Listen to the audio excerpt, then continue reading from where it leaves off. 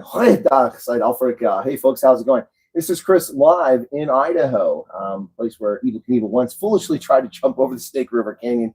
Didn't go so well. Now, there has been a lot of consternation, some social media content creators in South Africa bemoaning the fact that, wow, gosh, we haven't heard from refugees in a while. Well, remember that the refugees don't trust a whole lot of people, and with good reason, because they've been abused by the media and by social media. So why would they talk to you?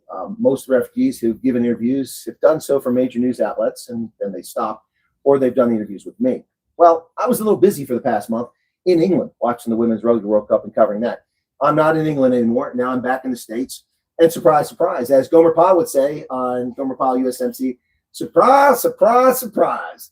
I'm here with two car guards. That's right, folks, car guards. We're right outside their FEMA tent, and we're here in Idaho. So with no further ado, let me introduce my car guards. There you go. Willem and Cara, how's it going? Hi, sir. It's going well. Hi, everybody.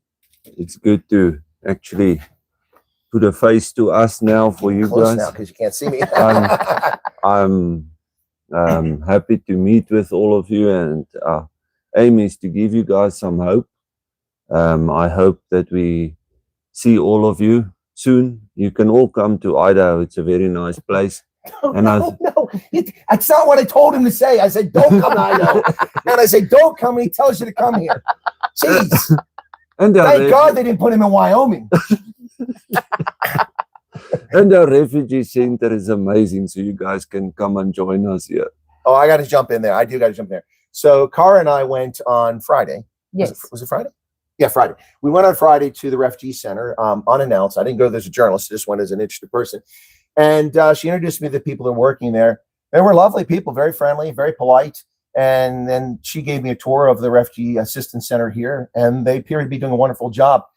In the building, I got to see the places where cultural assimilation takes place, the cultural classes, also some other things. They had a room full of sewing machines. That was pretty interesting. And a lot of other stuff. It was pretty cool. And I'd have to say that, excuse me, we had some potential issues with some of the refugee assistance places around the country. But I would say here in Twin Falls, that's not the case. These people really seem to care about what they're doing. And it doesn't make a difference to them whether you're from Eritrea, Congo, Iraq, Afghanistan, South Africa. They treat everyone with dignity. Yeah, and that's what they told us, Colonel. They said they have the job to do. So whether you're from another country, that doesn't cloud their judgment. So I got to get you guys to look at the camera when you're talking to me. I know it's counterintuitive. Otherwise, they're like, what's he talking to him for? Because we're not doing this on Zoom. We're doing it in person. We got a pretty close angle. But yeah, so it's about treating people with dignity. Yes? Yeah, yes. I think so. Cara, you were going to say something. Yes, there's people from a lot of countries there. And I've been there with the classes, hearing when they try to teach the people English. It's actually hilarious. But it reminds us that not everyone can speak English like we do, and that there's really people coming over with nothing, and that they can't even speak English. And I asked the lady, how long has have people been here? And she said 2 years. And I said, and you're still trying to speak them English. Okay, well, now my empathy is declining. I mean, I was in Germany for 4 months, and I was fluent in German. And I worked all day with people speaking English. So, I mean, come on. It's a little more effort needs to be put in. But a lot of refugees who come over, whatever country they come from, they do pick up on English. So I spoke to a gentleman in the queue at the bus, because yesterday was family day at a local factory here. And I got to go to that, and they employ a lot of refugees. I saw hundreds of refugees from around the world. And while standing in line at the queue to get back on the bus, because they had people park their cars down the road so they have traffic, I talked to a gentleman from Burundi. And of course, his first language isn't English. He has been here for a couple of years, and he speaks English very well now. Of course, he speaks French and a local language there. Now he speaks English very well. So he's made a genuine effort to adapt and fit in. But, guys, I got to tell you, I'm a little frustrated that you wouldn't let me sleep in your FEMA tent last night. I mean, it was cold out here. So what's it like? What's it like having a FEMA tent? I like the fact that this tent of ours is windproof. Yeah, it is windproof. That's pretty good. And there's a lot of wind here. And it's got central heating and cooling. So that's like those Mongol yurts that are really modern, you know. So I guess we're going to switch from FEMA tents to Mongol yurts. Yeah, so they've upgraded us at least. So yeah, but if we complain about anything, we're ungrateful. Yeah, we've been truly blessed on our whole journey. I was posed a question, why were we selected? And I said, just by God's grace, because we're not more special than anybody else. On the contrast, there's people who went through worse stuff than we did, and haven't come over yet. So that's, well, there's no rhyme or reason to it that we can figure. No, I appreciate you saying it's humbling. So, mosquito there. Sorry about that. Yeah. Air defense. Luftverteidigung. That's right. It's probably like Luft or something like that in Afrikaans. But I did that in the army, so I'm pretty good at taking care of those little mozzies. Anyway, but it's awesome. You say it's very humbling. I mean, I can imagine it would be. But it's amazing to me just how many refugees I saw at that one place yesterday, and that means there are an awful lot of people who've been introduced to this community here in Twin Falls, Idaho, and I don't see any tensions, any chaos. Everywhere I go, things seem to be pretty peaceful and calm. And by the way, people, you know, this is the America I remember. People are so polite. It is. Can I add something? Yeah, please, Cara, go ahead. The place that Colonel Wyatt's speaking about is where I work currently. Well, I didn't want to disclose it without your permission. No, it's fine. And actually, the owner of the company, the owner and founder, came over as a refugee himself many years ago. And he started that company. And I think you want to say the name of it or no? Yeah, Chobani Yogurt the guys factory. That make the yogurt, Chobani. Yeah, it's the biggest yogurt factory in the world. It's big. That's for sure. And they have branches in Australia and in America they have a few. So it's amazing. And I'm working with a lot of refugees. These people from Afghanistan and everywhere. So wait a sec. You're working. I thought, I was told that only toothless, useless, lazy, uneducated, dumb Afrikaners were coming to America. What are you doing working? You're just destroying that entire narrative. I suppose you're working too. Yes, I am. They're stealing jobs from Americans. That's what they're doing. No, just kidding. No, but, so you're both working. That's pretty awesome. Yeah. So what's it like working at Chobani? It's nice. Yeah. Working hard, but it's worth it all. The salaries are good. They are really treating us real well. And I've been blessed to work there.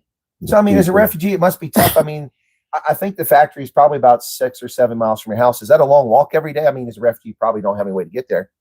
I walk with my Ram truck. You have a truck? You have a Yes. bucky? She does have a bucky. It's quite nice, folks. And if you watch Cake Net a few months down the road, you might see a picture of it. But okay, so you must be walking to work too.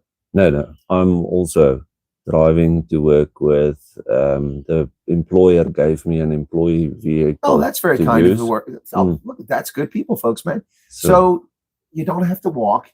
You don't live in a tent. You haven't been attacked.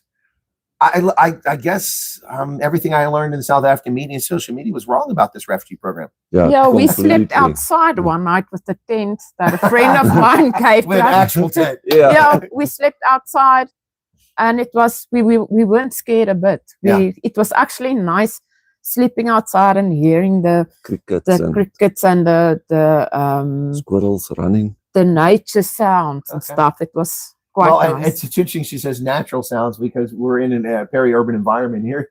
Imagine if she was up in the mountains, you'd really hear that stuff. Hear coyotes and all kinds of things that get your attention. But it's interesting because you live in a neighborhood and your neighbors seem friendly. In fact, one of them is very friendly.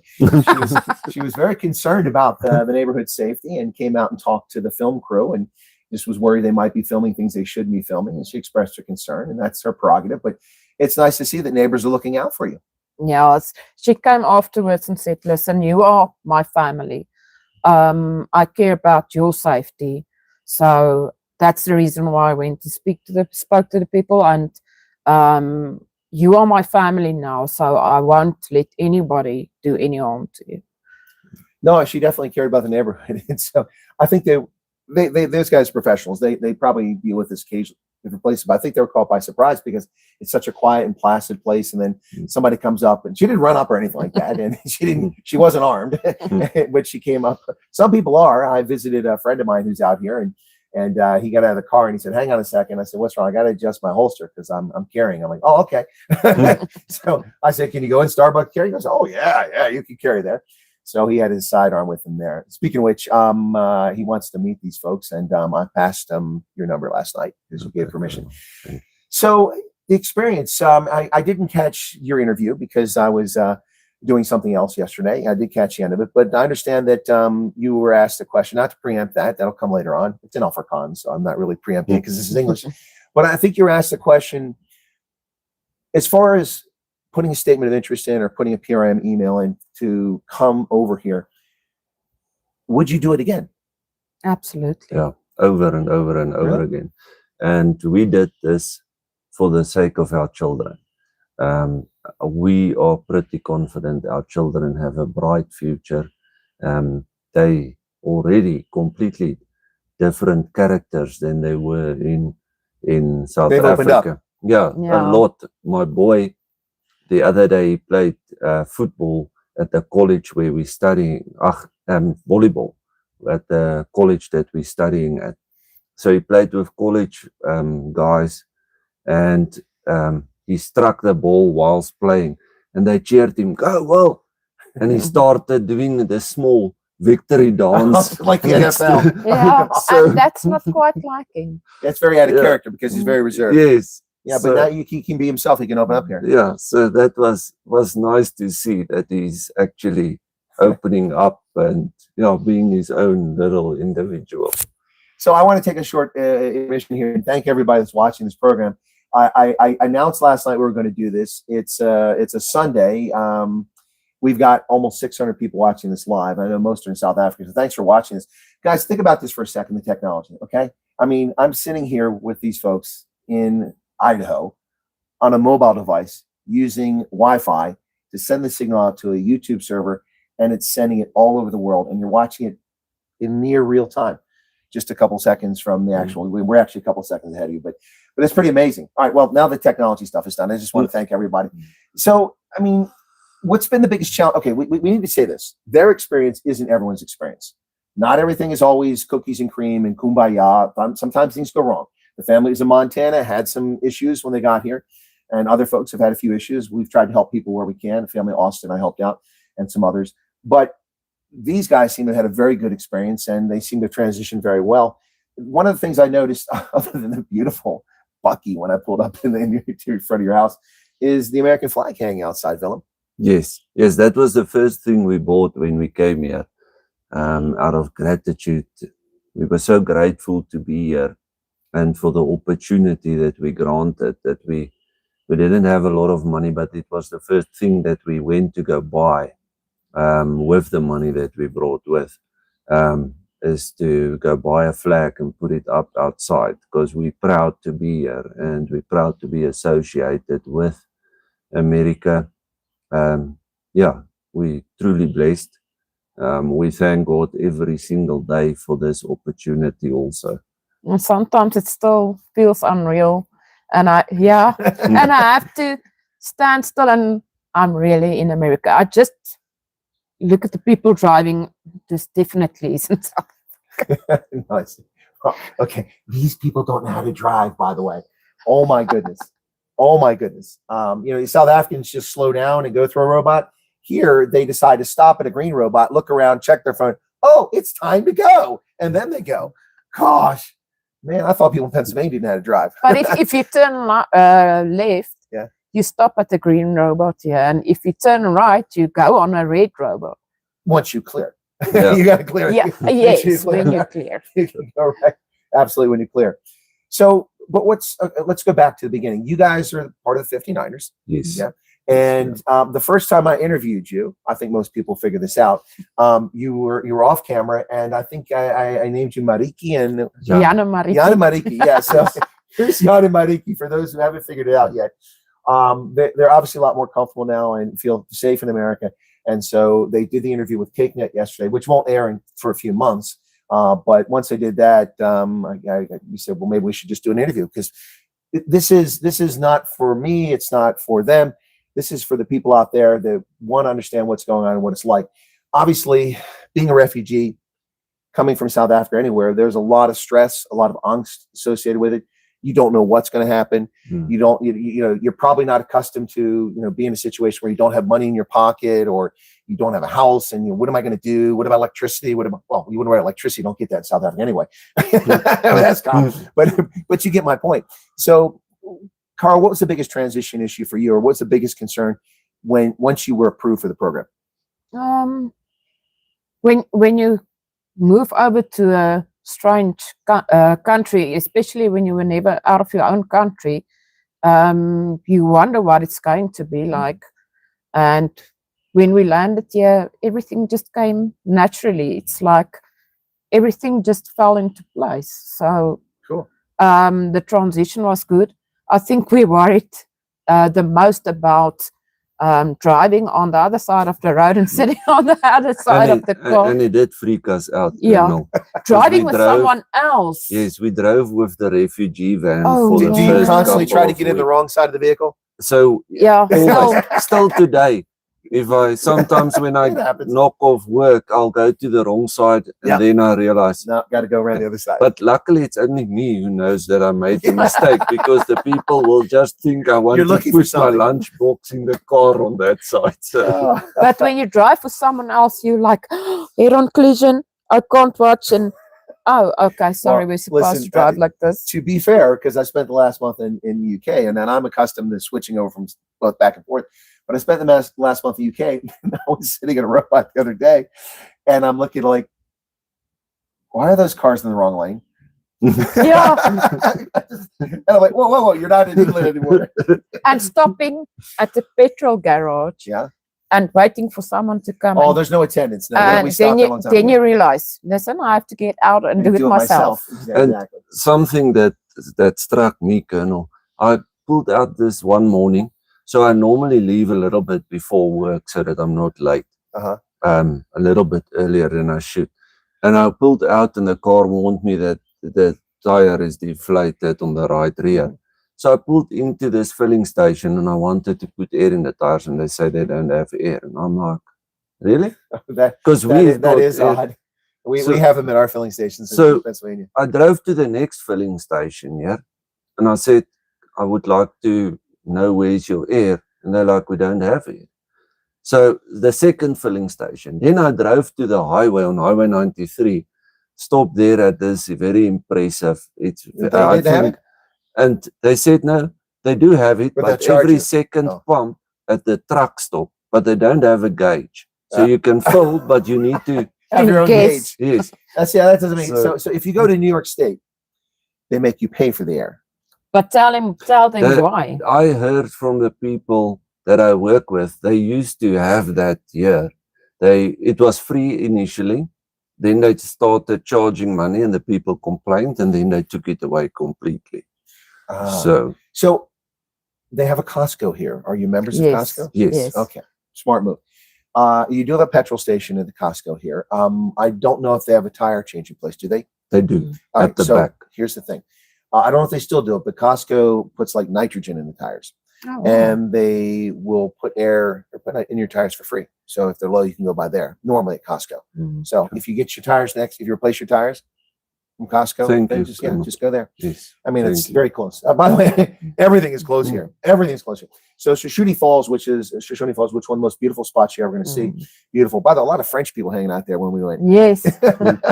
Yeah. So I did the typical thing that they said something, and I realized they're French, and I answered in French. I said, oh, it's not a problem, because the gentleman's trying to get out of my way. He goes, oh, you speak French? I said, yes. And he asked me a question. I said something. He said, you speak French so well. I said, well, you also. You speak it very well. And they all got a good laugh, because a bunch of Frenchmen around there. But Shoshone Falls, went there. That's like 10 or 15 minutes away from here. It's very close.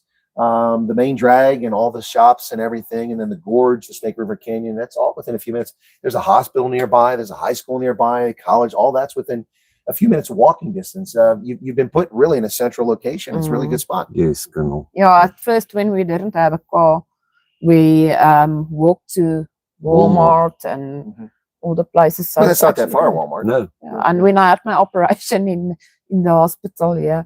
You had an operation. Yes, Okay. 3 weeks in. I heard the healthcare is terrible in America. No, but I It's heard it's great. horrible. You can't get health care. No. I mean, there's an authority in South Africa, Bianca, I think her name is. She told me that America is just terrible. If the grass isn't green, you can't get health care here. Oh no, it's amazing. I've never been even in a private hospital. This is a state institution. It's far better than the private hospitals in South Africa. Wow. Okay. Just asking. I mean, asking for a friend because I heard it wasn't so good. I also enjoyed. Okay, I didn't enjoy you being in hospital. Let me rephrase that. That did not come out right. Okay. I enjoyed the experience outside of you being in hospital. The process was painless. Yes, because they have that screen that they give you updates on. Oh yeah, where he she told me. is. I forgot about it because he told me about it. He said, "Yeah, And where you're at in the process and everything." yes, and they said, okay, once it states out of recovery, you can make your way to a room. You will probably meet us in the hallway, and we did. Wow. And they said, please have a seat there in the lounge. Help yourself to the snacks and the coffee and I was like, this is truly something else. And there was a lazy boy in my room where Did you say a lady boy? a lazy boy. Oh, lazy boy. Because lady boy is very different. That's from Thailand. But a lazy boy. I like Yes. a chair lazy boy. Yes. Yes. Okay, I don't think is that a brand? Or something? Do you know that in Yes. South Africa? Oh, Yeah. yes. All right, 'cause it's an And- American brand. Okay. Yeah, and he could actually sleep in my hospital room Wow. if I had to sleep over. Oh, that's pretty cool. And what was amazing, I went to urgent care 7 o'clock in the morning and say, listen, I'm not feeling well. Scans, operation, everything done. 3:30 that same day, I was at home where my daughter had her appendectomy in South Africa. She stayed 3 days. She woke up screaming of the pain. Yeah, I woke up and I asked the doctor, listen, when are you going to do the operation? He said, we're It's done over. already. And I said, but I haven't got any pain. And he said, I love it when we know what Yeah. we're doing. That's good. So I know where that hospital is. You have to excuse me. This hip is going to get taken care of right now. So, I mean, if you're in and out in one day, that sounds pretty good. Okay, so, but honestly, guys, I mean, we don't give people, I mean, the impression that there's never any challenges. No. What were the challenges? I mean, if we want to go back to the time, I think we talked before. I'm trying to remember because I talked to a lot of folks. I think you guys did a PRM email, or you sent the statement Yes. on the 12th after you watched. We me. did the PRM email. Okay. And that was also my sister heard it on your Okay. stuff, and she immediately sent it in, and she said we must send it in, and I was of opinion I need to take care of my mom in SA. So initially I declined, and then eventually it turned out that I did send it, and I forgot to mention it to her. So he sent the PRM email and never told her. So that came as quite a surprise when they initially phoned us. Oh, because you forgot about it, essentially. So I forgot Well, about it. that's perfect. I mean, you put in an email, you completely forgot about it. So you weren't on pins and needles, you weren't freaking out, and you weren't sending me 35 WhatsApps a day, We continued with our normal life until which is my advice to everybody. Yes, until it came through. And when it came through, I was like, my. immediately because it was a lady who spoke with us. She phoned late at night. And when she hung up, I was telling my wife, we're going to struggle there because I can't understand what she's saying. She had a very English accent. And then we came here and the wheels was turned on us because now the people are struggling to understand us. That's one of the struggles for Yes. the people to understand us, because we speak South African English and they speak American English. Colonel, we'll have a conversation. It happened quite a couple of times. We'll have a conversation and the people will just stare at you. And then halfway You're into trying to the process what you said. conversation, they're like, sorry, we got so taken away by the accent. Can you please repeat everything you just said? Where are you from? Earth. Yeah, from my mama. Yeah, exactly. Where are you from? Yikes. No, I mean, I can understand that. I mean, obviously I understand you guys, but people around here aren't accustomed to hearing that sort of accent. But so I guess I was trying to get to if there's any difficulties, because we want to be honest and let people know if there are any challenges. But once you had that phone call, was it tense from that period on, or no? Yeah, it was. They gave us an initial interview of 2 weeks in advance, and then a day later they called us and pushed it earlier, up yes. for a week earlier, and then they called us again and made it 3 days later. Okay. And then we went for that interview, and they said, okay, they'll let us know in a week or two when the next things will be. And immediately that following night, we got the call to go for the consulate interview and to go for our medicals. And then they asked us, how soon can we fly out? And we said, a month ago. And they said, okay, prepare yourselves to fly out this coming Friday. And we were freaking out. Then I lost it. And their daughter started laughing in the car, because I went to fetch her from work. And on the way back to the farm, I was like, oh boy, what are we going to do? And it turned out to be the week after that Friday. So we at least had that week. So then immediately I said, okay, this is serious now, because if they told us to prepare to fly out, we need to start taking care of things now. And then we started selling and giving away stuff, just to get rid of the most of the stuff we had before that Friday. And then we went to the hotel, got escorted. It was quite impressive. We were under constant guard. Yes, the agents was all around us all the way. Every airport we were escorted. I made a joke, because they said you don't joke around here with agents. Yeah, they're armed. And the one agent's name that escorted us to the bathroom at the airport, his surname was Knapp. And I said, how do you pronounce that? And he's like, Knapp. And his supervisor came and he's like, you guys need to hurry, we're waiting for you, we need to move. And I turned and I said, sorry, sir, he was just napping on the job. Oh, that's actually pretty good. That's a funny one. So my God. They enjoyed us. Yeah, so they laughed.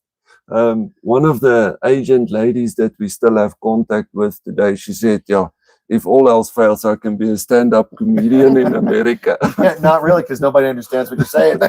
I think that's going to make it funny. Yeah, maybe that would make it funny. Yeah, my goodness. So the situation at the airport when you guys left, the 59ers, that was a little tense, wasn't it? I mean, you had cameras in your face.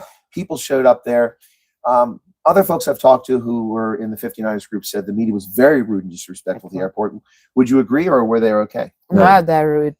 Especially the lady from EMCA. Yeah. She put the camera right in my face, and I said, listen, take this camera off my face. We do not want you to take pictures and videos and stuff of us. Leave us alone. She said, but why don't I want to speak to them? And I said, I will speak in America, so you better leave now. And she said on the one piece, we were quite hostile. But what did she expect? Putting the camera in our faces.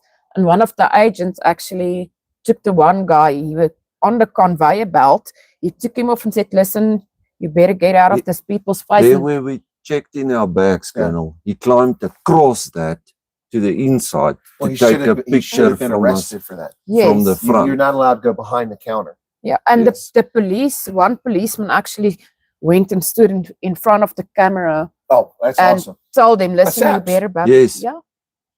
See, Yes. there are some good cops out there in South Yeah. Africa. They Yes, try. so They're just under-resourced. That's the Yeah. problem. Yeah. And I was labeled as not a very nice name of Begins the with a group. B.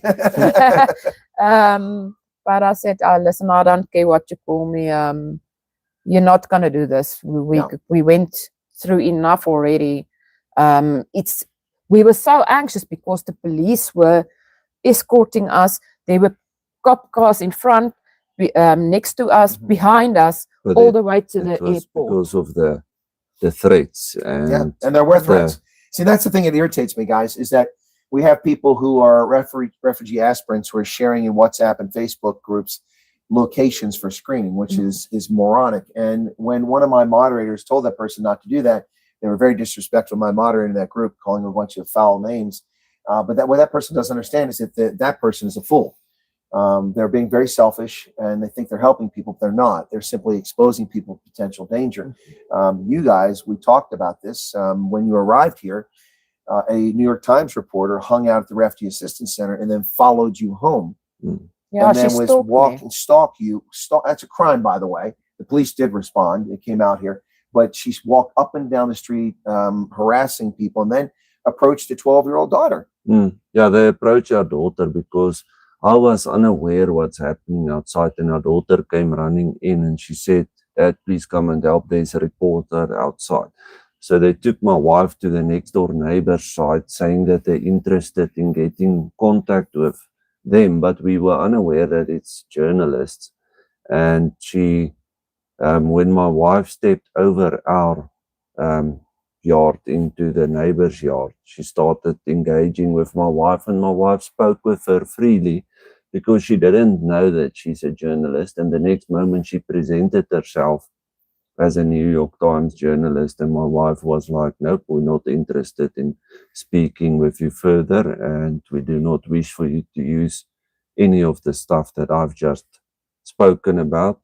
Yes, I told her if she uses any of that stuff, I will sue her. My daughter came running in and she said, "Dad, come and help. There's a reporter outside." So I went outside and she approached me and said, "Will you speak to me because your wife doesn't want to?" And I said, "No, and you're not welcome here, so please leave our property." And then she turned to our daughter and she said, "Okay, since your mom and dad doesn't want to speak with us, are you willing to speak with us?" And yeah, that's when I said no. Yeah, so let me interject here. Here's a couple problems with this, folks. This violates all tenets of journalistic integrity. First off, if you're a journalist and you want to ask someone questions, you need to identify yourself as a journalist and tell people whom you work for. You have an obligation to do that. You can't be, otherwise you're spying on people, and that's morally wrong. Now, if you're doing undercover journalism like, James O'Keefe does, trying to break scandals, that's a different situation. But this is a situation where you're in a residential neighborhood, you come here, and you want to ask questions of people about this, you need to be forthright and tell them, "Hi, I'm Susan Wiles from the New York Times. And I ask you some questions for an article that I'm writing." That's what should have happened. Should have knocked on the door. And talking to a minor in that context is way out of bounds. Way out of bounds. Now, with the parents' permission, you can talk to the 12-year-old, whether they're present or not. It's up to them. But you cannot approach a 12-year-old on the street as a journalist and start asking them questions of the nature that was going to be asked here. Very reprehensible. And the New York Slimes guy has that nickname for exactly that reason, the New York Slimes. That's disgraceful. And what the hell is the New York Times doing here in Idaho? I hope they wasted a lot of money sending that reporter out here. I really do. Hope they wasted a lot of money because they didn't get anything. She tried to barge into the refugee center, and they forcefully removed her. See, that's not journalism.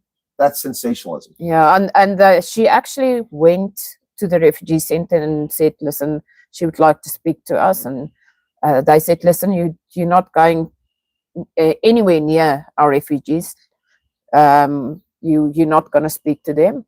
And then she stalked the vehicle because I was the only white person in the vehicle, and followed us to where we live. Yep. And she actually went to the refugee center again, thought I was inside, barged inside, and that forcefully removed her. And she spent some time outside because earlier the day my daughter came in and she said, just when I came from work, there's someone my outside. daughter came in and she said, "Dad, there's a suspicious lady walking up and down in front of her house." And I'm like, maybe she's lost. So just ignore it. Yeah, she was lost in more ways than one. But when the refugee center found me the morning, I was already on the bus, and they said, "Listen, please do not come in. The reporters are still hanging around the center." So they protected us very well. So by contrast, Cara, you took me to the refugee center. We walked in, you introduced me, and then what did I say? I said that I'm Colonel Chris Wyatt, retired from the Army. I'm an independent journalist, but I'm not here doing news reporting. I'm just here to thank you folks for treating the South Africans with dignity. Is that not what happened? Yes, absolutely. And that's how it should be done. I could easily have sat there and made videos of the refugee center, you know, and taken pictures surreptitiously inside. Didn't do any of that. The only thing I did is took a picture of the sign out in the street, which is in public, just so I had it. And so, you know, the behavior of people in the media really needs to be cleaned up a bit, because you know, your job is to report the news, and reporting the news is not putting an imposition on people, which shouldn't happen. So let's ask some practical questions here. Okay, kids. Okay, one of the kids is in college studying. Yes. Okay, and the other kids are all enrolled in school. Yes, they are. Okay. Our daughter is studying, so the eldest is studying psychology at CSI. That's the College of Southern Idaho. Yeah, not the crime scene investigators. And the two minor children, the daughter of 12 is in grade 8. Okay. And the boy 10 is in grade 6. Okay.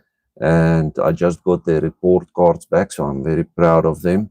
They, for the first quarter so far, no subjects below 80 grade. And they were actually pumped up a grade higher year Than what than they in were in South South, Africa. yeah. Well, that's good. And sometimes when people come from overseas, whether they're immigrating or they're refugees or something, the kids will be kept back and do the same year over again just to get it. But that's usually for kids that don't speak English. So they have to get a chance to acculturate and learn the language so they don't fall behind. Because you can imagine, if you're 5 getting thrown into a school where you speak a different language, that's not a big deal. In 2 or 3 weeks, those kids pick up the language.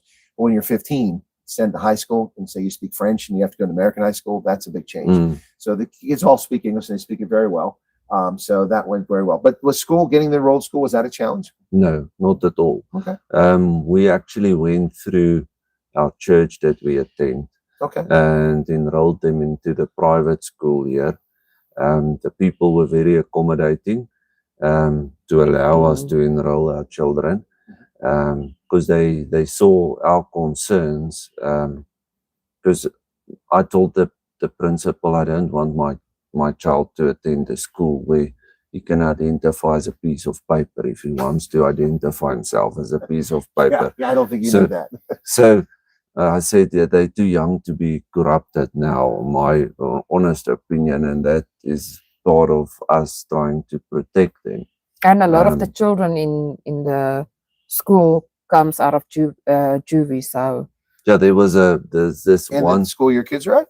No. the Oh, the other one, schools. The one Oh, public where schools. they said they're gonna send them. They To said the public school. yes. Okay. One of the schools are known that there's a lot of children out of juvie. A lot of delinquents. Yes, and I was scared that my children will follow in that footstep. So So you're able to get into a private school, yes, a private Christian yes, school. Colonel. Yeah, and Yes, they were and very helpful and accommodating, and You get 2 squirrels right around over here. Sorry, guys. the outside time they eat out of people's hands here. Well, they're not that tame around my house because we shoot them and eat them. Oh, gosh. Look, I want to take a short break here for a second and thank the 930 people currently watching the program. I hope you're finding this interesting. I'm talking to Mariki and Jan. No, it's Willem and Cara here in Twin Falls, Idaho. And so they're going public here with this. It's pretty interesting. And we're talking about their experience coming to the United States, what it's like and what it's like here. So, guys, what about banking? I mean, were you able to get a bank account pretty quickly? And have you gotten credit cards? Do you have credit cards or debit cards? What was that experience like? Colonel, we had to wait for our Social Security because that's Everything hinges on Everything is with social So- security. You're not a person if you don't have a social Yeah. security. No, and we tried to be proactive. So we started applying immediately when we came across, and we got a couple of declines for positions because we didn't Oh, you have mean for our work? Because you have a Yeah. social security number, yeah. Yes, and the same with the banks. We had to wait for our Social Security to go open, and once that was done, the refugee center immediately facilitated that. They tried to facilitate it earlier based on our passports, but they didn't want to assist us. So the refugee center really tried every single way to assist. So how us. long did it take from the day you arrived until you had a social security number? We got it end of May. And you came the 12th of May, so about 2.5, Yes. 3 weeks. Yes, and then we got our actual cards in the post 2 weeks later. Yeah. Okay, but So- you already knew the number, right? Because Yes. they sent it to you. Okay. Yes. So from that point on, you were able to go get a bank account? Yes. Yes, we- and actually, we were actually very clever. We saw Okay. that there's a bank that said, if you bank with us, we will give you $150 for free. So we So you got actually some did money, it. money in the pocket right away. We got the $150. And you set up a checking account, savings account? A Was a checking and a checking account. savings. Okay, Yeah. there you go. Yeah, That's so we've standard. got a compulsory savings account linked to our checking accounts. What does that both mean? of So us. it automatically pulls money out every Yeah, period? so we Okay. can set that up to $10, pull, $50, whatever $1,000. we Okay. choose Okay. per month, and that's over and above because I do have the 401k.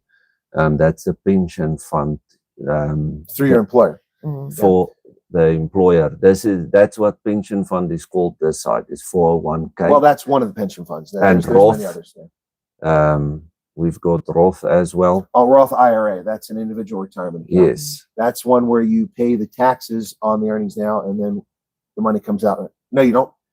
I'm trying to remember. You don't pay now. You pay later, or something like that. I'm not sure which it is. Yes. Yeah. Yeah. I know they said it's much more beneficial to invest in Roth Yeah, that's than right. in Because I think, 401k. yeah, I think. Well, because it's tax deferred. That's why. Yes. So the Roth IRA, if I recall correctly, because I have a Roth IRA, but I can't contribute to it now because I'm self-employed.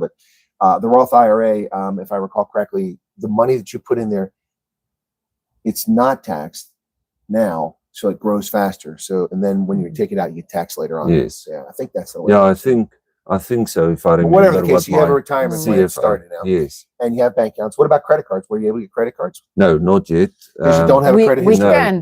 They actually wanted to give us one. Yeah, they offered it. And that's what the refugee center director suggested to us. You get a prepaid credit card. You can It's get those at Walmart. Yes, and that's the easiest way for you to build up your credit record is to get a prepaid credit card. Utilize only a small portion of that and fill it up every month again, because that's the easiest way to get your credit record ratings into place. But for now, the only credit we've got is the truck that we're paying, and it's not really expensive. So Well, and that's an interesting story in itself because normally, in many cases, it just depends on the dealership. It depends on how they finance things. But a lot of times, without a credit history, you're not going to be able to buy a vehicle because, I mean, who has the money to spend $20, $30, $40, $50,000 on a car? But in some cases, some car dealerships will allow you to maybe put a small deposit down yes. or see a letter of employment to see you have Yeah, income, and that's they'll what let they you. did. Yeah, And so I didn't even actually start working yet.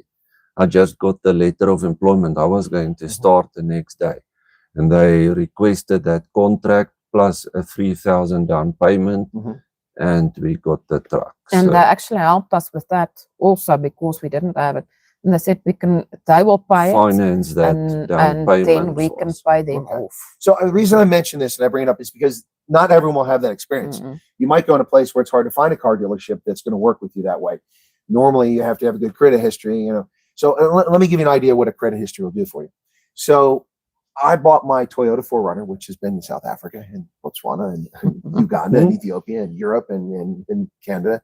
It's been all over the world. And it's back in Pennsylvania. But when I bought that in Maryland, I was working the National Security Agency. There was a big squirrel jumping through a tree over there. He jumped from one branch to another. Anyway, sorry, squirrel's distracting me. I want to get my shotgun. That's the time, the female that comes here, Oh, the okay. time one. She covers a lot of ground. Yes. So I went and I bought this, and I could normally get a loan through my bank, through my military affiliated USAA, and they have good rates. And I looked, and they were going to offer me, I think it was like 3% or something like that, which at the time was very good. So I asked the guy selling me the vehicle, went to decide on the vehicle. He said, if you like, I can go do a check and see if we can't get you a rate. Because I said, well, my bank will give me 3%. He said, well, let me just see. And he had no idea what my credit rating was, my history. So he went back and he did a quick credit check, and he came back and he said, sir, I can get you a loan for 1.75%. Wow. Amazing. And they wanted a deposit, but just as a good faith thing. So I paid $750 on my credit card, which paid me back 1.5%. So I made money off of that. So I made money by putting the deposit down, and then I financed the rest of the vehicle. Now, I had to pay it all off because I took it to Botswana a couple years later, and you can't leave the country with a vehicle that has a lien on it, a loan. So I had to pay the loan off. It was like $9,700 left on it, and I saved the money, so I just paid it off. But my point is that because I had such good credit rating in history, look at what a great rate I got because you're lower risk. So for those who come to America as refugee aspirants, you arrive over here, and Cara and I talked about this in the car going out to the falls the other day.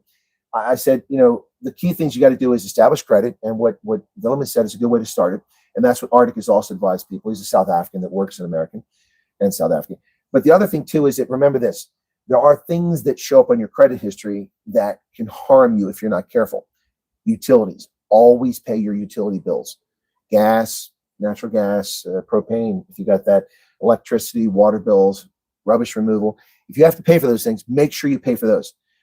I have said, and I told Cara, I said, I will go without dinner rather than miss paying my utility bill, because those things go in credit history. And if you pay on time, every time, you build your credit very quickly with that as well. Also, if you're paying rent somewhere, don't miss rent, because that can be deadly to your credit rating. And rebuilding your credit rating can take a few years. So, you know, but it just takes one hiccup like that. So credit rating is very important, and it really makes a big difference. It can make your life so much easier and much more affordable. You know, imagine if you can get an interest rate of 3%, vice the people who have a dodgy credit history and they get 7%. The difference in what you pay in a monthly mortgage can be thousands of dollars. So that's an important thing. Okay, so finances, school, cars, FEMA tents. What have we not covered here? Is there anything you guys want to talk about that I haven't brought up about the experience? Yeah, the taxes here for the accountants that wants to come across. Now I give you my shotgun. You guys just need to be sharpen up on everything, because they've got a lot of different taxes here. They've got federal taxes, state taxes, sales local taxes, fuel taxes. So something strange. That, mobile telephone taxes, cable television taxes. There's so many stuff that I felt completely out of my comfort zone. So I also actually enrolled just to get some background to understand. This. Yes. And I went to my boss, very nice lady, and I said to her, please explain to me what FICA is. And she started laughing. And she's like, we don't have FICA. And I'm like, no, you do have FICA, because we had RICA for the cell phones in South Africa. So I said, no, you do have FICA. I saw it on the ledger. She's like, nope, come and show me. So I went to her and I showed it to her, and she started laughing. She's like, FICA. And I'm like, FICA, this tomato story. So I said to her, okay, FICA then, what is it? And she's like, have you guys ever watched Friends in South Africa? And I'm like, yes. She's like, Phoebe, on her first paycheck, she was like, who the heck is FICA? He's taking all my money. So, that's right. Yeah. Exactly right. Who is this guy FICA? Why is he getting my money? So listen, when you get paid and you work for an employer, Uncle Sugar takes his money first. Okay. So let's say you're going to be told you're making $1,000 this pay period. Okay. That $1,000 is not what you're going to get. Okay. No matter where you live in America, even if you live in a state that doesn't have state income tax like Tennessee or Alaska, you are still not coming home with $1,000. Number one, you're going to pay Social Security, Medicare, Medicaid tax. And that is not cheap. The good news is on Social Security, you only pay half. So you pay about 6.25% of your pay goes to Social Security. I pay 13% because I'm self-employed. I have to pay my employer's portion because I'm my employer. So that sucks. Yeah. So Social Security, then you have the Medicare, Medicaid. All of that, if you didn't have to pay that and support the rest of the country, you'd be making about 18% more in your paycheck. Think about that. But I thought about this, and I said, okay, I think for people who can't plan properly, I think it's a good thing, because it takes care of the weak and the fragile and the elderly when they can't take care of themselves anymore. So, well, that's a nice philosophy. We can have a long conversation about that. Medicaid, Medicare, perhaps, but Social Security is not enough to live on. So he has a 401k plan. He needs to put money in that, and retirement funds, Roth, do that, because Social Security is not enough to get by. I qualify for the highest payment you can get on Social Security because my 10 highest earning years maxed out the scale, because you max out at a certain level of income, you don't pay Social Security tax anymore because they only give so much benefits. I don't know what the current amount is, but it was like 112,000 a few years ago. So anything over that, you pay no Social Security tax on that. So I had 10 high earning years, and that's what they go, your 10 highest earning years.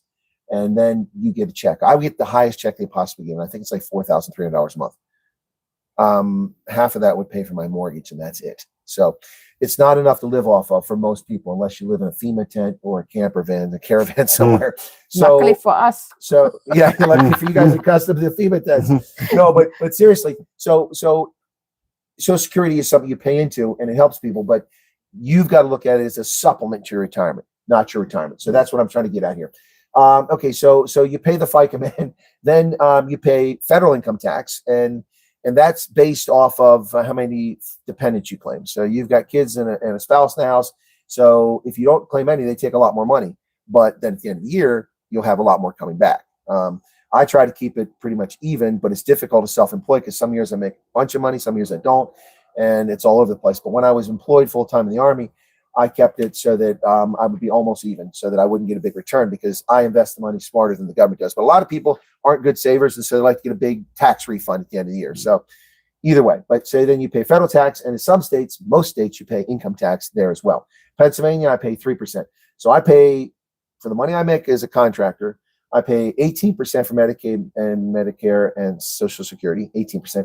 I pay 28% income tax to the federal government. I pay 3% to Pennsylvania, and that's almost half the money. Yeah. For every dollar before I give anything. That's actually quite a bit. Yeah.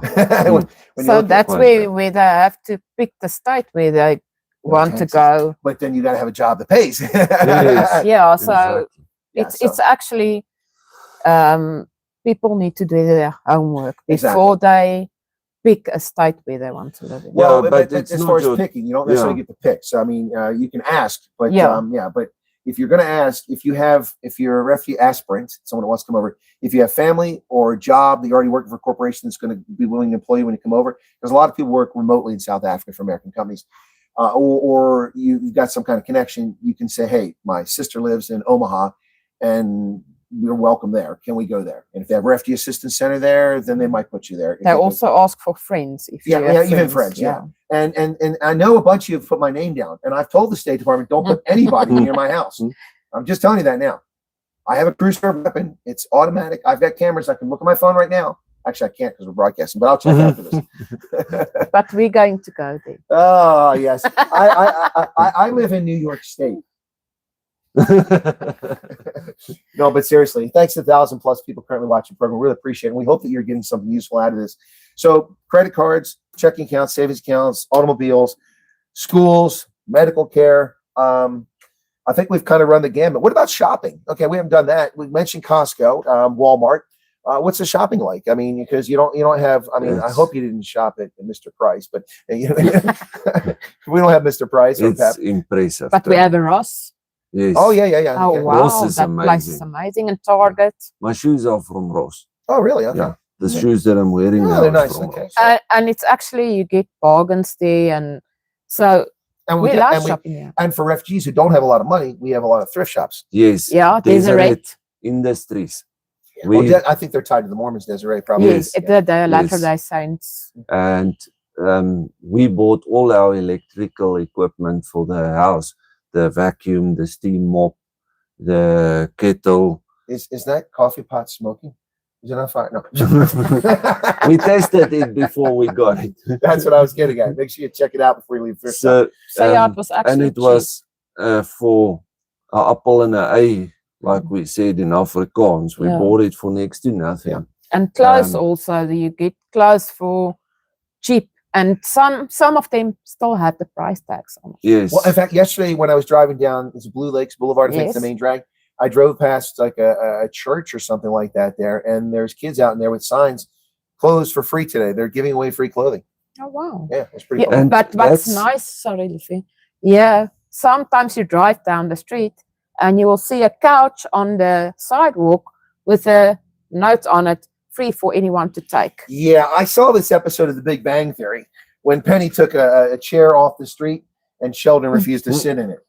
Because there's little creepy crawlies inside. No, I'm just kidding. But yes, there's nice stuff. Yeah, some there's of the a lot stuff of is still new. Yeah, I got an edger for the gardens edging, I got that for free. The guy said he's got 3 and he's giving away 1. And then I texted him and said, okay, can we come and fetch it? And he's like, no problem. And I'll yard keep it." sales. Yeah. And Oh, see, that's an But American they- thing. but- That's an American but- thing, yard sales. we mustn't take my wife and my youngest daughter with to any of those because I don't know which one is worse.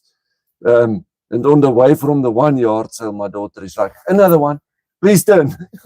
Then we have to Look, go there. I know what this is all about. I mean, my stepfather and my mother would stop at every freaking yard sale in Ohio when I was a kid.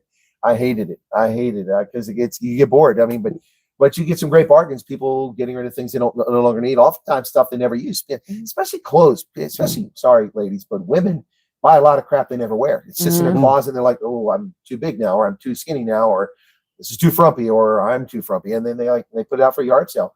You know, you still got the tag on it, never worn. You know, a dress probably costs like $150 and they're selling it for $5. So yard sales can be amazing. The reason that we're talking about this, guys, is that earlier Willem said something about humility. And look, I'm not telling anybody that you have to be humble, but if you leave your home country and go somewhere else and people are generous enough to let you come into their country and facilitate your arrival, you know, you can't expect or demand a Lamborghini in your front yard or a 10-bedroom house and a brand new 80-inch television. So you are starting over in many respects, unless you're incredibly wealthy like Johann Rupert, then you're not starting over. But most people, even if they had money and if they were wealthy, might not have that. And you're starting again from the beginning in many respects. So if you're humble enough to accept that and understand it, and you're willing to live frugally, you get a good start.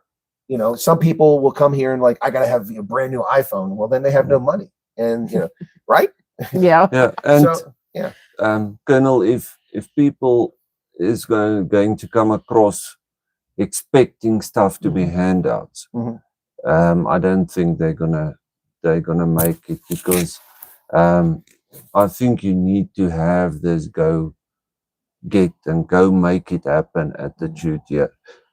If you just want to sit back Not gonna and make it. and expect stuff to happen for you, I don't think anybody will ever be successful coming across expecting stuff to be done for And my them. job is a perfect example of what you put in. I worked 2 weeks, got pumped up to 12 hours, where there's people working there for years, months and years, Never that been- still didn't have that opportunity. Because they don't have that work ethic. Yes. And also, that Honda standing in front was our first vehicle that we bought for $500. And I drove that Honda with the paint chipping off as Yeah, if it's it a was, little sad looking, but it's operational. and I drove it as if it was a Mercedes-Benz luxury vehicle. I was so proud of that Honda when we got it. So But if you walked for a while, you learn to appreciate the stuff that you have. And every time I get into my truck, I said, Lord, thank you for this. This is a blessing that I don't actually deserve, but you gave it to us. And sometimes we still get tears in our eyes for what we are blessed with every day. And every morning when I step out of work and I see the sun come up, and I'm like, Lord, thank you for this new day. And just soak in all the stuff that's going on and what we have and where we've come. if this far, anybody yes. that's following Colonel has any contact with President Trump, please tell him we love him and we appreciate everything he's done for us in this great Colonel opportunity. can tell him. Yeah, his personal Well, I house met friends. Mike Pence, but I haven't met Donald Trump, and they're not getting along right now. So I don't think that's going to work. Yeah, on the way here, for those who missed it, I was at Chicago O'Hare, and I got off my flight, and I just moved to the side to kind of look, at my stuff. And I saw a guy standing in the middle of the walkway there, kind of blocking, and he had 3 cops around. I'm like, he looks familiar. So I moved over next to a wall. There's a bathroom. Then there's a McDonald's. Too close together, by the way. Anyway, but there's a bathroom. There's a McDonald's. So I'm standing there, and the guy walked there at McDonald's. He's got a ball cap on. I'm like, that's Mike Pence. That's the vice president. I didn't say that out loud. I said it to myself. And so I got my bag sorted out, and then the one cop was standing with him, kind of watch him, and the other 2 were across, kind of an overwatch position. So I walked over to the other cops, and I said, it's a crazy world when you're the vice president and the only person in Chicago, the busiest airport in the world, that recognizes you as a veteran. And they laughed. They said, it's Vice President Pence.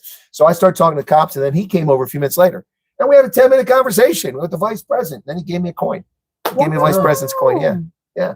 So you never know. So I know Mike Pence, but I don't know Donald Trump personally, so I really can't thank him. But so we could probably do this all day long, but I think we've probably hit the high points of what needs to be said here so that people feel a lot more comfortable about what's going on. Not everybody will have the same experience that Jan and Maliki have had, that Willem and Cara have had. But we hope that those who come over, and again, I don't encourage anybody to come here. I didn't ask you to come here. I didn't ask you not to come here. That's not my place to do. I have not lived your experience in your life. I've had my own life. I don't know what's happened. I don't know who broke in your home or didn't break in your home or why you're attacked or why you're not attacked or what threats you're under. That is not for me to interpret. That's for the U.S. government to do. If you are a person who puts in a statement of interest, you get a phone call, you get processed, you come over here as a refugee, and I wish you well. And I hope that you have as good or better experience than they've had. But I mean, bank accounts, retirement accounts, vehicles, a safe place to live, a lovely neighborhood they're in, close to a hospital, already had medical care and an operation since being here. All of this came May 12th, June, July, August, September. We're not even 5 months into this, and this is their life already. And much of what we just talked about was already their life 2 months ago, yes? Yes. So it is possible.